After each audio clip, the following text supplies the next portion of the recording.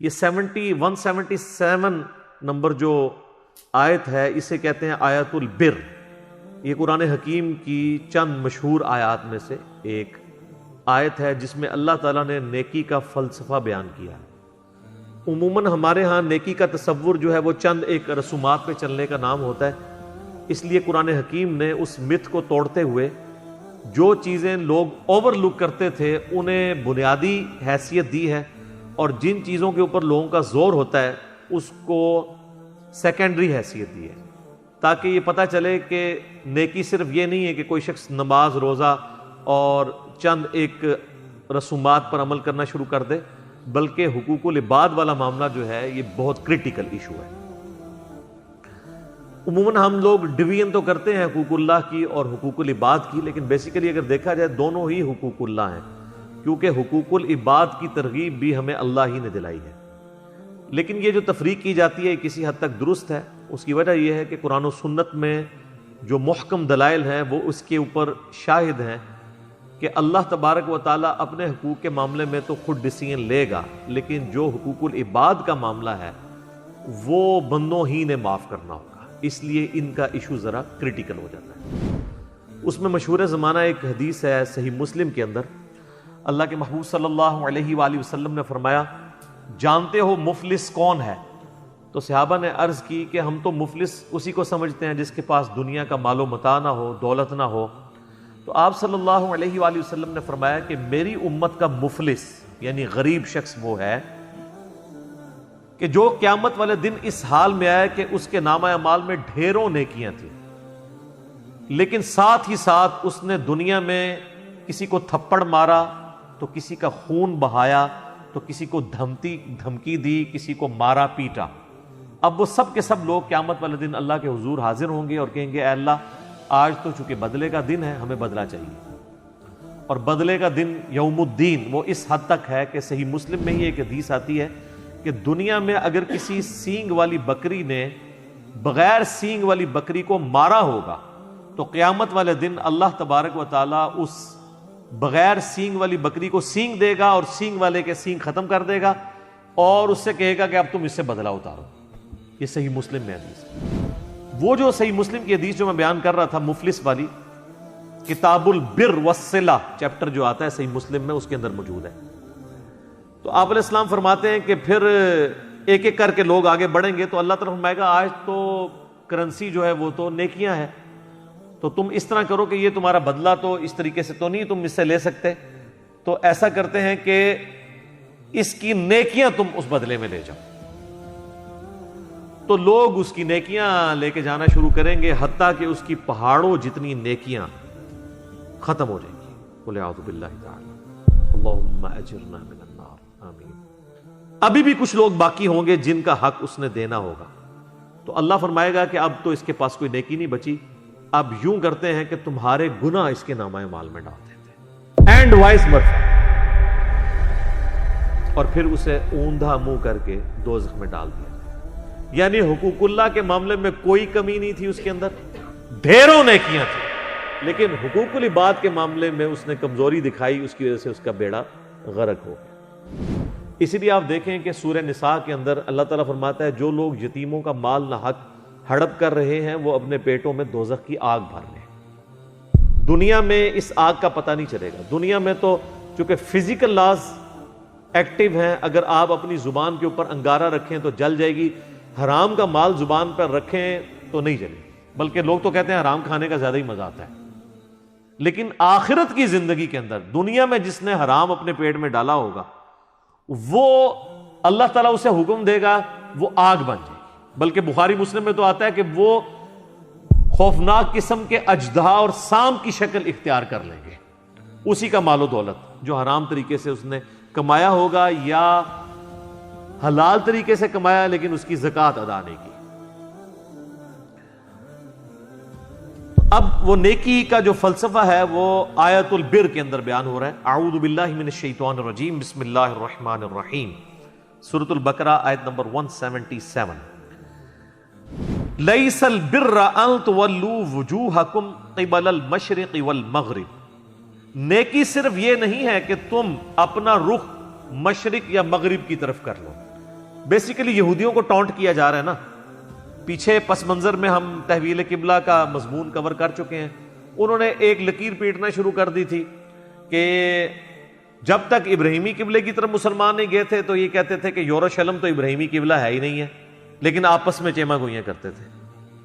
جب اللہ تعالیٰ نے قبلہ یروشلم کی بجائے خانہ کعبہ کر دیا تو پھر انہوں نے اوپنلی یہ کہنا شروع کر دیا کہ یہ کیا ہوا, ابھی تک تو تم ہمارے قبلے کی طرف نماز پڑھ رہے تھے, اب تم نے اپنا قبلہ بدل لیا. حالانکہ وہ اندر سے ہی جانتے تھے کہ ابراہیمی قبلہ جو ہے وہ خانہ کعبہ ہے. قبلہ اول بھی کعبہ ہے, قبلہ آخر یعنی فائنل قبلہ بھی کعبہ ہے. قبلہ اوسط درمیانی پیریڈ کے لیے جو صحیح بخاری میں آتا ہے 17 مہینے تک کے لیے وہ بیت المقدس, جسے یروشلم بھی کہتے ہیں, ایلیا بھی کہتے ہیں, اور بعد میں وہاں پہ حضرت عمر کے دور میں مسجد اقصیٰ بھی بن گئی. ویسے جو اس کو مسجد اقصیٰ احادیث کے اندر آیا ہے یا قرآن حکیم میں سورہ بنی اسرائیل میں, اس سے مراد دور کی مسجد ہے. تو اللہ تعالیٰ ہمارا یہ کوئی نیکی صرف یہ نہیں ہے کہ آپ کا رخ مشرق کی طرف ہے یا مغرب کی طرف. اللہ کو کیا فرق پڑتا ہے؟ پہلے آیات گزر چکی ہیں نا کہ تم جس طرف بھی رخ کرو گے اللہ کا چہرہ پاؤ گے, اللہ کو تو فرق نہیں پڑتا. اور واقعی دنیا میں بھی آپ دیکھ لیں, یعنی ہم سب کانٹیننٹ کے لوگوں کا جو قبلہ ہے وہ مغرب کی جانب ہے, لیکن اگر آپ یورپ میں چلے جائیں, افریقہ میں چلے جائیں, تو ان کا قبلہ مشرق کی جانب ہے, کیونکہ سینٹر میں آ جاتا ہے نا خانہ کعبہ شریف. تو خانہ کعبہ شریف سے جو پرلی طرف لوگ آباد ہیں وہ مشرق کی طرف منہ کرتے ہیں, جو اس طرف لوگ آباد ہیں وہ مغرب کی طرف منہ کرتے ہیں. تو اللہ کو تو فرق نہیں پڑتا. نیکی صرف یہ نہیں ہے کہ تم اپنا چہرہ مشرق یا مغرب کی طرف کرو, وَلَٰكِنَّ الْبِرَّ, بلکہ نیکی یہ ہے. اب گنتے جائیں جناب چیزیں. من آمن باللہ, جو کوئی ایمان لائے اللہ پر, والیوم الآخر, اور قیامت کے دن پر. اللہ پر ایمان لانا کافی نہیں جب تک آخرت کو نہیں مانیں گے کہ اللہ نے پوچھنا بھی ہے. ویسے تو مزے ہی مزے ہیں, اگر اللہ نے پوچھنا نہ ہو تو اللہ کو ماننے یا نہ ماننے سے کوئی فرق نہیں پڑتا. آج آپ دنیا میں کسی کو آفر دیں نا کہ اللہ کو مان لو تو جنت ملے گی, نہ مانو تو کچھ نہیں ہوگا, لوگ کہیں گے ٹھیک ہے جی ادھر ہی جنت بنا لیتے ہیں. اصل چیز ہے آخرت کی جواب دہی. جو ایمان لائے اللہ پر اور آخرت کے دن کی جواب دہی کے اوپر, والملائکتی, اور فرشتوں پر, والکتاب, اور کتابوں پر, والنبیین, اور تمام انبیاء پر. یہ تو ہوگی بنیادی ایمانیات. اللہ پر ایمان, آخرت پر ایمان, فرشتوں پر ایمان, کتابوں پر ایمان, اور ایمان بالرسالت. ویسے تو یہ مین 3 کیٹیگری میں فال کرتی ہیں چیزیں جو ہم کہتے ہیں عقائد ثلاثہ ہیں مسلمانوں کے: عقیدہ توحید, عقیدہ رسالت, اور عقیدہ آخرت. عقیدہ توحید کے اندر ہی فرشتوں پہ ایمان بھی آتا ہے, ظاہر ہے کہ اللہ تعالیٰ نے وہ نمائندے مقرر کیے ہوئے ہیں, سب کیٹیگری میں فال کر جاتی ہیں. عقیدہ رسالت کے اندر ہی کتابوں پہ ایمان آتا ہے کیونکہ کتابیں انبیاء پہ ہی نازل ہوتی ہیں. یعنی اگر آپ بڑی بڑی 3 کیٹیگریز بنائیں نا تو تمام اسلامی عقائد انہی 3 کیٹیگریز کے اندر فال کرتے ہیں. یا وہ عقیدہ توحید سے ریلیٹڈ ہوں گے, یا عقیدہ رسالت سے, یا عقیدہ آخرت سے. اب اگر ہم عذاب قبر کی بات کریں تو یہ عقیدہ آخرت کے اندر, کیونکہ یہ دنیا کی زندگی کے بعد کی چیز ہے. اور جتنی شریعت ہے وہ عقیدہ رسالت کے اندر فال کرتی ہے کہ نبی علیہ السلام نے جو پیٹرن آف لائف دیا ہے اس کے مطابق آپ نے زندگی گزارنی ہے. وَآتَ الْمَالَ عَلَى حُبِّهِ ذَوِي الْقُرْبَى وَالْيَتَامَى وَالْمَسَاكِينَ وَابْنَ السَّبِيلِ, اور مال خرچ کرنا اس کی محبت میں اپنے قریبی رشتہ داروں پر, یتیموں پر, مساکین پر, اور مسافروں پر. وَالسَّائِلِينَ وَفِي الرِّقَابِ, اور جو غلام آزاد کرنے کے لیے اور مانگنے والوں کے لیے, جو لوگ آ جائیں خود مانگنے کے لیے, ان پر خرچ کرنا, اور گردنیں چھڑانے کے لیے, غلام آزاد کرنے کے لیے. اچھا, اب یہ جو علی حبی ہی ہے نا, اس میں ہا کی ضمیر اللہ کی طرف بھی جا سکتی ہے کہ اللہ کی محبت میں کوئی شخص مال خرچ کرے اپنے رشتہ داروں پر, یتیموں پر, مسکینوں پر, مسافروں پر, اور سوال کرنے والے اور غلام چھڑانے کے لیے. اور ہا کی ضمیر جو ہے وہ مال پہ بھی جا سکتی ہے کہ مال کی محبت کے باوجود اس کی محبت میں، مال کی محبت میں ہوتے ہوئے بھی مال خرچ کرنے کے لیے تیار ہو جائے. یعنی دل میں تو ہر ایک بندے کے مال کی محبت ہے نا، اس محبت کی پرواہ نہ کرے جو مال کے ساتھ اس کا شغف ہے، مال سے محبت رکھنے کے باوجود مال اللہ کی راہ میں دے دے، تو کیا وہ ثابت کرے گا کہ مجھے اللہ کی محبت جو ہے وہ مال کی محبت سے بڑھ کر ہے؟ اب ترتیب اللہ تعالیٰ نے لگائی ہے ایسی جو پنچ کرنے والی ہے. سب سے پہلے رشتہ داروں کا نمبر، کیونکہ رشتہ داروں کو دینا یہ سب سے مشکل کام ہے. رشتہ داروں کو پھلتا پھولتا دیکھنا یہ شیطان نہیں برداشت کرنے دیتا. جتنا جیلسی فیکٹر ہے وہ رشتہ داروں کے ساتھ ہوتا ہے. یہ جتنے تعویذ دھاگے بھی آپ سنتے ہیں لوگ کرواتے ہیں وہ رشتہ دار کرواتے ہیں.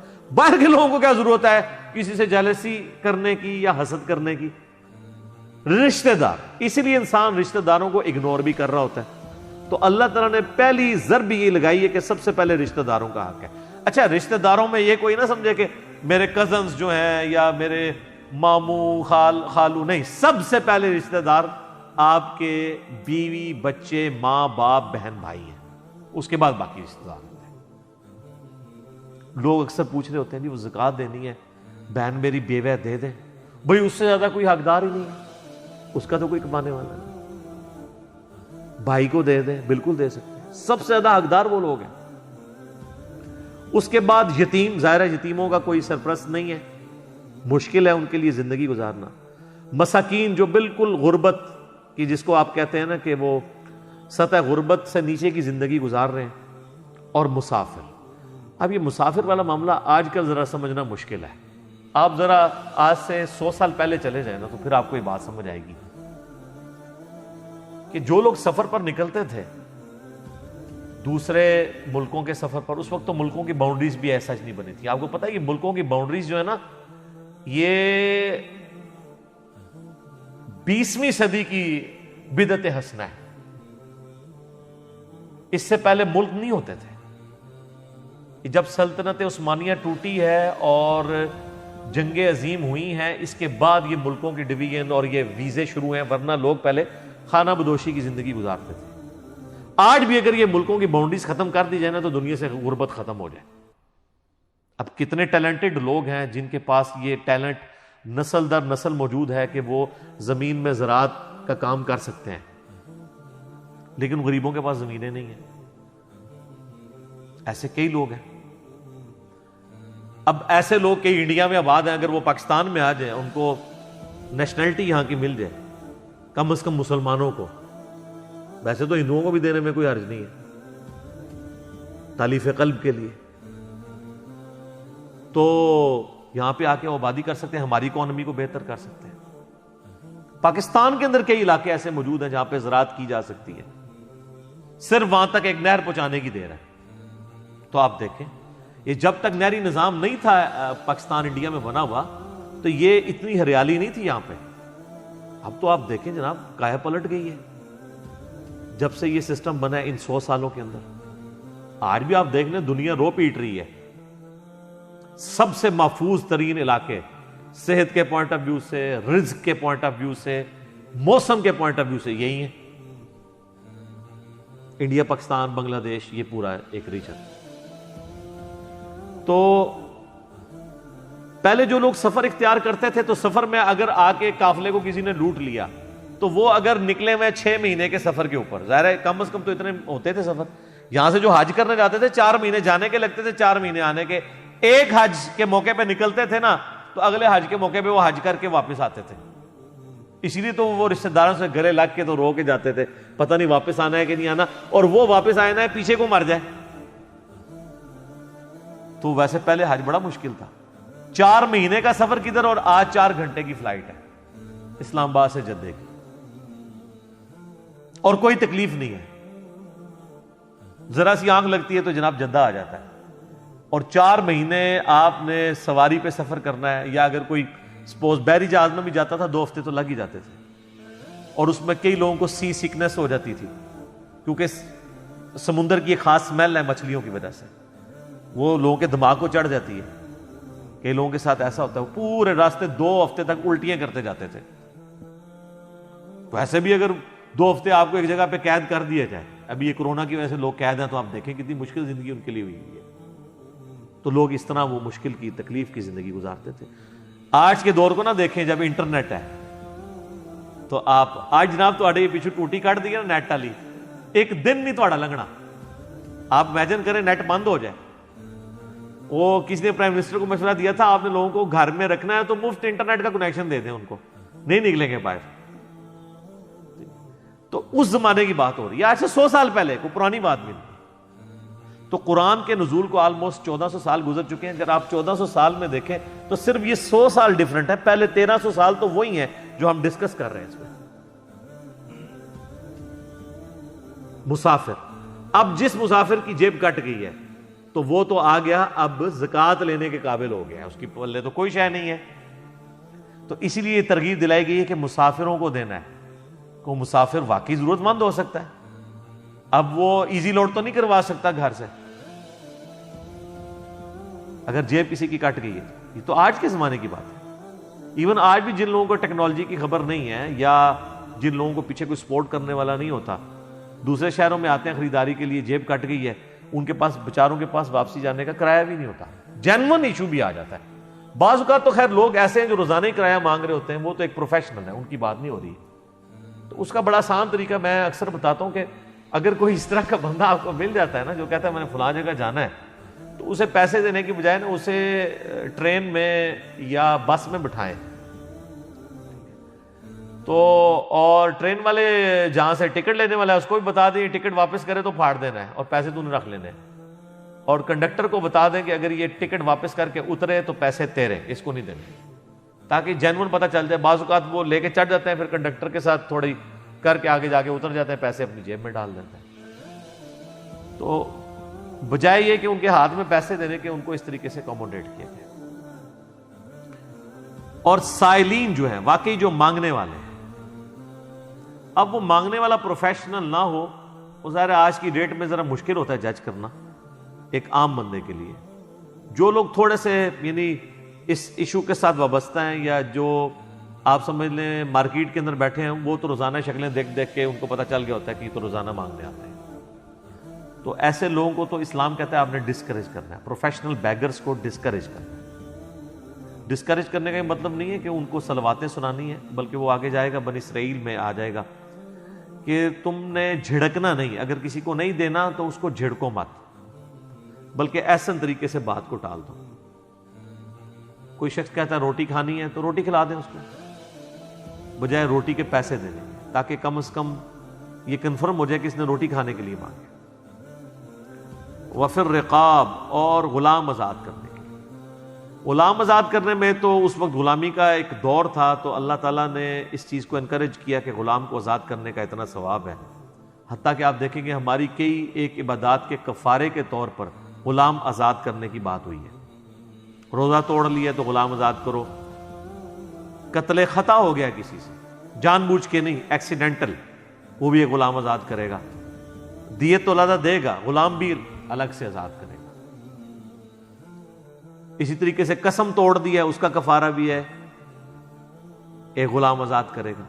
اس چیز نے آہستہ آہستہ غلامی والا سسٹم دنیا سے ایلیمنیٹ کر دیا. آج کے دور میں آپ اس کی ماڈرن فارم لے سکتے ہیں, مقروض کی گردن چھڑانا, وہ بھی آلموسٹ غلام ہو چکا ہوتا ہے. اگر کوئی واقعی جینون کیس آپ کے سامنے ہے اور آپ کو اللہ تعالیٰ نے استطاعت دی ہے, تو آپ بجائے یہ کہ 1000 بندوں میں اپنی زکوٰۃ تقسیم کرتے رہیں, کسی ایک بندے کو ایک بار اس کی گردن آزاد کروا دیں اس طرح کے قرض سے, تاکہ وہ اسٹیبل ہو سکے. بشرطے کہ وہ اسٹیبل ہو, یہ نہ ہو کہ وہ گردن چھڑا کے اور جا کے آگے قرضہ لے لیں. ایسے لوگ بھی ہوتے ہیں, کئی لوگ ہیں, یعنی ان کو آپ تھوڑا سا کاروبار سیٹ کر کے دیں تو وہ چیزیں بیچ کے پھر کسی اور کے پاس جا کے مانگنا شروع کر دیتے ہیں, اور وہ پروفیشنل بیگرز ہوتے ہیں. ان چیزوں کو بھی دیکھنے کی ضرورت ہوتی ہے. اچھا, اب اللہ تعالیٰ نے ایمانیات کے بعد اعمال کا 2 ہی چیزیں ہیں نا, ایمان اور عمل. ایمانیات ہیں اور عمل صالح ہیں. ایمانیات تو آگئی, عقیدہ توحید, رسالت اور آخرت. اس کے بعد اعمال کا جب سلسلہ شروع ہے تو آپ دیکھ لیں حقوق العباد پہلے ذکر ہوئے ہیں, کہ اللہ کی راہ میں اپنا مال خرچ کرنا ہے, جیب ڈھیلی کرنی ہے, اور کس طریقے سے اپنے رشتہ داروں پہ خرچ کے, اپنے قریبی مساکین جو لوگ ہیں ان پہ خرچ کر کے، اور جو مسافر ہیں گردنیں چھڑانے کے لیے، اور جو لوگ غریب ہیں مانگنے والے ان کو دے کر۔ اس میں ایک حدیث بھی ہے بخاری مسلم دونوں میں، نبی علیہ السلام نے فرمایا جو شخص یہ چاہتا ہے نا کہ اللہ تعالیٰ اس کی عمر میں برکت کر دے، عمر دراز کر دے اور رزق میں کشادگی کر دے، تو وہ اپنے رشتہ داروں کے ساتھ حسن سلوک کرے، صلہ رحمی کرے۔ یہ بڑا زبردست ایک ذریعہ ہے، لیکن یہ کام کرنا مشکل ہے۔ اصل بات یہ ہے، یہ کہنا بہت آسان ہے، لیکن رشتہ داروں کے ساتھ حسن سلوک کرنا ذرا مشکل کام۔ اب حقوق العباد کے بعد حقوق اللہ کا ذکر آ رہا ہے، وَأَقَامَ الصَّلَاةَ۔ اب دیکھیں نماز سے بڑی کون سی عبادت ہو سکتی ہے، لیکن اللہ نے اسے بعد میں ذکر کیا، اور قائم کرنا نماز کو، وَآتَ الزَّكَاةَ، اور زکوٰۃ دینا یا تزکیہ نفس کرنا، دونوں معنی درست ہیں، وَالْمُوفُونَ بِعَهْدِهِمْ إِذَا عَاهَدُوا، اور پورا کرنا اپنے وعدوں کو جب کہ وہ کسی سے وعدہ کریں، ایمان والوں کی یعنی یہ بات بتائی جا رہی ہے۔ وَالصَّابِرِينَ فِي الْبَأْسَاءِ وَالضَّرَّاءِ، اور صبر کرنے والے لوگ مصیبت کے حالات میں اور سختی کے حال میں، وحین البأس، اور لڑائی کے دوران یعنی جہاد کے دوران۔ ظاہر ہے کہ مصیبت میں، تنگی کون سی آ سکتی ہے؟ مال کی تنگی بھی، قحط سالی بھی آ سکتی ہے، اور جہاد میں تو ظاہر ہے کئی ایک تکلیف سے گزرنا پڑتا ہے، اس میں وہ صبر اختیار کرنے والے لوگ ہوتے ہیں۔ اولئک الذین صدقوا، تو ایسے لوگ ہیں جو کہ اپنے یعنی دعوی ایمان کے اندر سچے ہیں۔ وَأُولَئِكَ هُمُ الْمُتَّقُونَ، اور یہی وہ لوگ ہیں جو حقیقی طور پر پرہیزگار ہیں۔ یعنی تقوی کا معیار اللہ کے نزدیک جو ہے، اب یہاں پہ کہیں آپ دیکھ لیں کہ کوئی لمبی داڑھی ہونا، پگڑی ہونا، شلوار ٹخنوں سے اوپر ہونا، شکل و صورت جو ہے وہ کوئی مذہبی گیٹ اپ بنا لینا، کوئی اس چیز کا کہیں پہ ذکر نہیں ہے۔ چند ایک بنیادی چیزوں کا ذکر ہے، ایمانیات کے بعد حقوق العباد، اور اس کے بعد حقوق اللہ۔ بچڑ گیا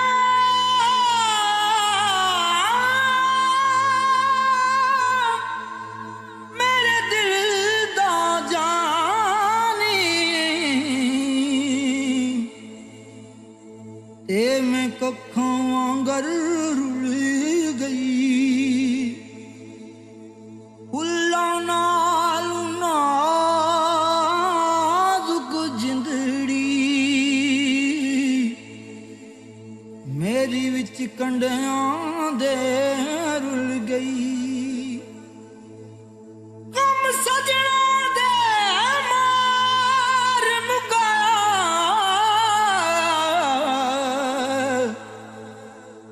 تے میں اتھروں بن کے ڈل گئی، ایک مایا تیری یاد نہ بھلدی، باقی ہر شے جگ دی بھول گئی۔